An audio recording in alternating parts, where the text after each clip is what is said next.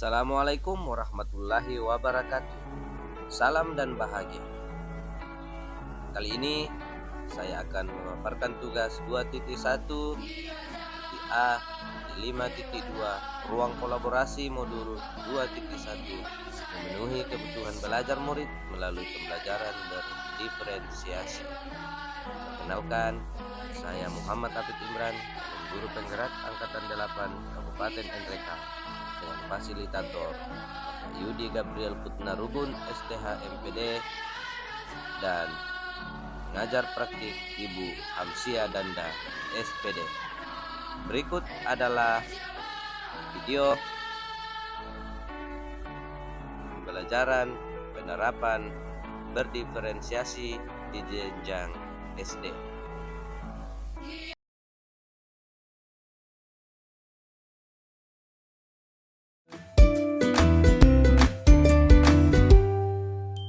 Salam dan bahagia, Ibu Bapak Guru hebat dan praktisi pendidikan, dimanapun Anda berada.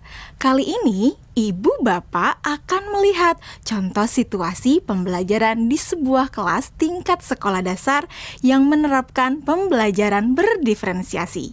Mari kita saksikan bersama-sama.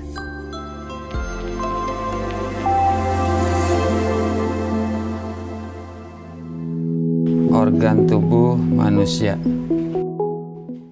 Minggu ini, Pak Kasim ingin mengajar sebuah materi tentang cara kerja salah satu sistem organ tubuh manusia, yaitu sistem pencernaan.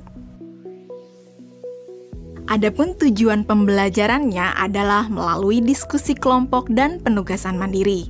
1. Murid dapat menjelaskan fungsi organ pencernaan pada manusia.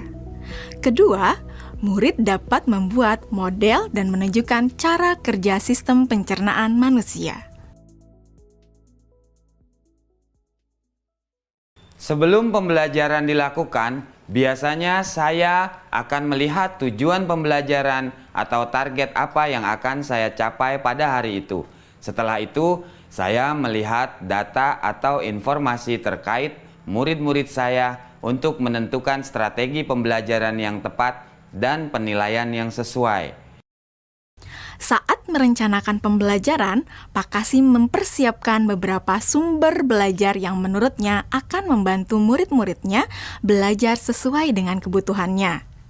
Sumber daya belajar yang disiapkan diantaranya adalah sebuah poster, berbagai bacaan yang memuat pembahasan tentang bagaimana organ pencernaan bekerja dari beberapa sumber. Ada yang berupa beberapa buku bacaan dengan tingkat kesulitan berbeda-beda, artikel sederhana, mengunduh sebuah video singkat yang sesuai dengan apa yang ia ingin anak-anak pahami, membuat kartu-kartu pertanyaan untuk membantu murid mengkonstruksi sendiri pemahaman mereka tentang cara kerja sistem organ pencernaan dengan menjawab pertanyaan.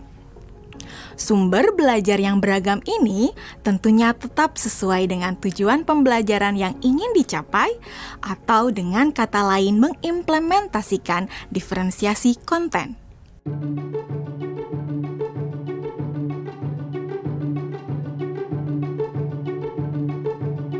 Setelah semua sumber materi yang beragam disiapkan, saya mempersiapkan daftar kegiatan lengkap dengan instruksinya. Misalnya, membaca buku atau artikel dan lain sebagainya, mengamati poster, mendiskusikannya, dan kemudian membuat ringkasan untuk menunjukkan pemahaman tentang isi poster tersebut.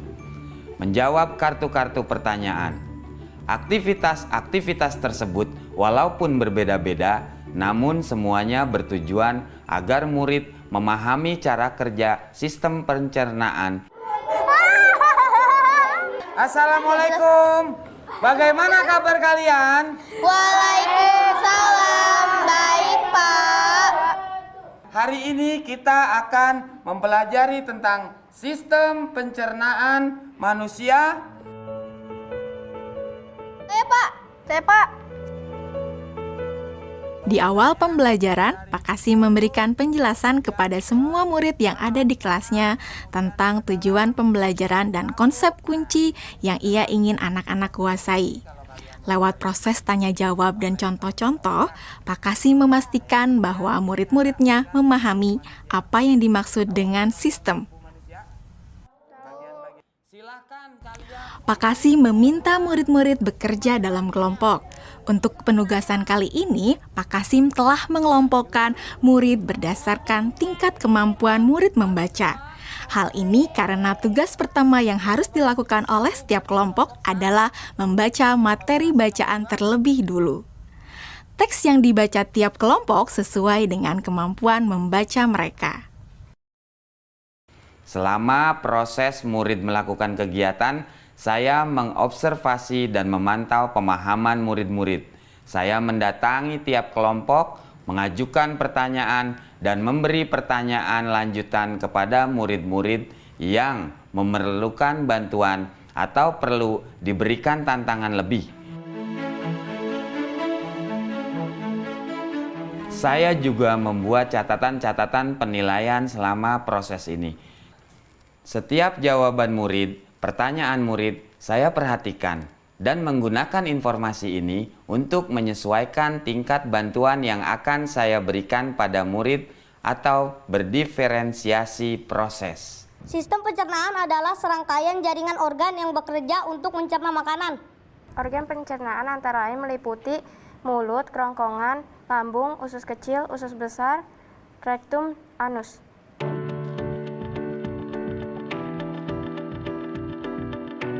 Sekarang silakan membuat model yang menunjukkan sistem kerja pencernaan manusia secara mandiri.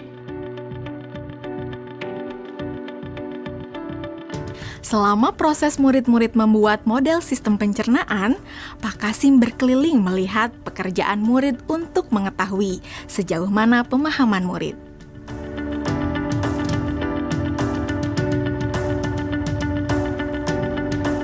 Di akhir pembelajaran, saya melakukan kegiatan refleksi, di mana refleksi tersebut digunakan untuk mengapresiasi murid, untuk mengetahui atau menilai sejauh mana pemahaman murid tentang topik yang sedang dipelajari, untuk mengetahui bagaimana perasaan murid-murid ketika melakukan proses pembelajaran. Agdas, Senang, Pak. Arjuna, Senang, Pak. dan tentunya semua ini dapat menjadi informasi bagi saya untuk mengembangkan proses pembelajaran selanjutnya. Ibu dan Bapak guru hebat, demikian video singkat salah satu contoh penerapan pembelajaran berdiferensiasi di jenjang sekolah dasar. Tetap semangat, Ibu dan Bapak guru hebat. Salam dan bahagia.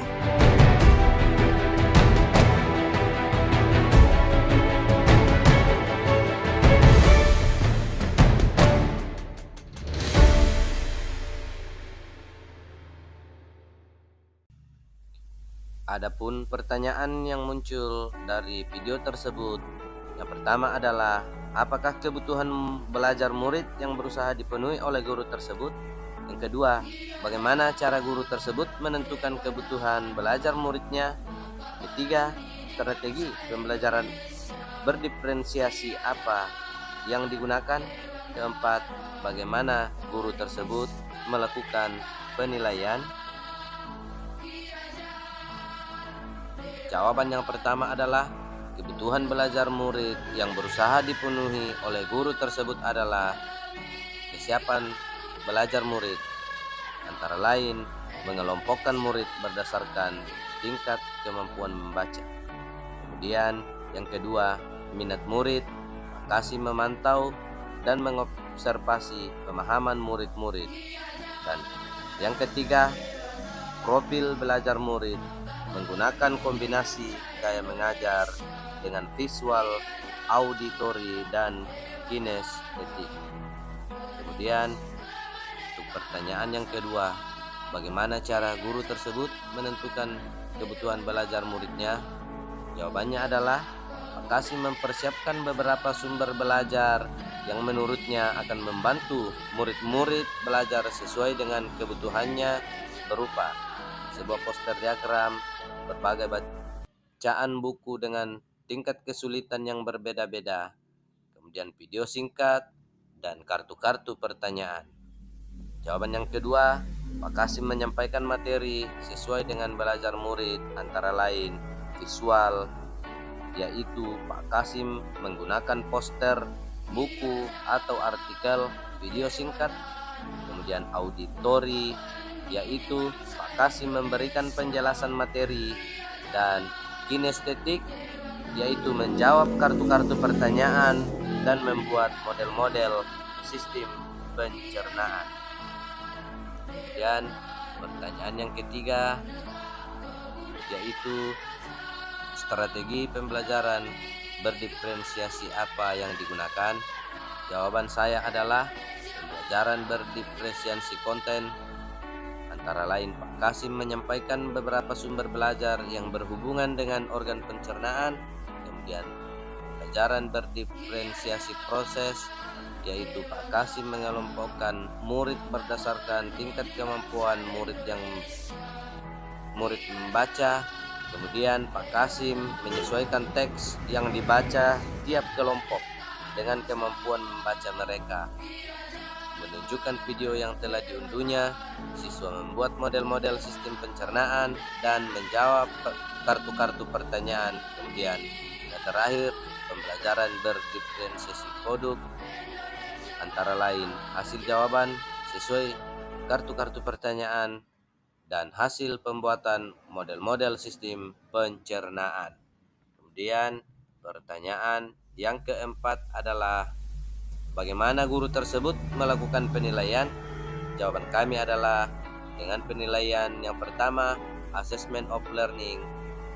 Antara lain selama murid-murid membuat model sistem pencernaan, Pak Kasim berkeliling melihat pekerjaan murid untuk mengetahui sejauh mana pemahaman murid. Kemudian penilaian yang kedua adalah assessment for learning, yaitu Kasim melakukan refleksi untuk mengapresiasi pekerjaan murid untuk mengetahui sejauh mana pemahaman murid dan pekerjaan murid, untuk mengetahui